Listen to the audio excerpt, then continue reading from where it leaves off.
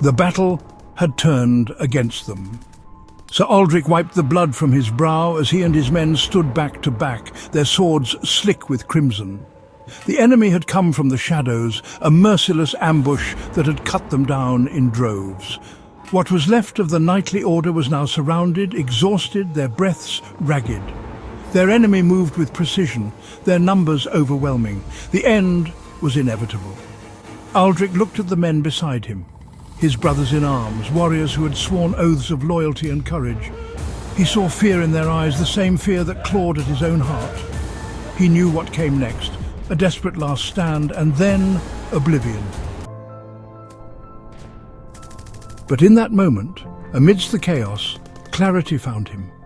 He dropped to one knee and closed his eyes, gripping his sword's hilt tightly. His lips moved before his mind could process it. God is my master. He gives strength and valor. God is my armor. He keeps me safe. God is my light. He gives me hope and guidance. He whispered the words over and over, the cadence steady, the conviction in his voice unwavering. His breath deepened. The weight on his shoulders lightened. His heart no longer pounded with fear, but with something else, resolve.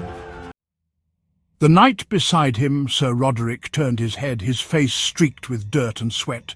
He saw the peace that had settled over Aldric, and without hesitation he began to say the words too. God is my master, he gives strength and valor. God is my armor, he keeps me safe. God is my light, he gives me hope and guidance. Another knight joined in, and then another. The prayer spread like fire through dry grass, their voices rising above the clamour of the battlefield. The enemy faltered, and something changed. Where before they were tired, now they stood tall. Where before their swords trembled, now they were steady as steel. Their fear had been devoured by the power of faith. They were no longer the hunted, they were the hunters. With a unified roar, they surged forward. Their swords sang through the air, their shields locked like an unbreakable wall. The enemy recoiled, their once assured victory shattered before them. The knights struck with precision, no longer burdened by hesitation. Every thrust, every block, every movement had a purpose. It was not desperation that drove them now, but an unshakable certainty. The tide had turned, the ambush had failed.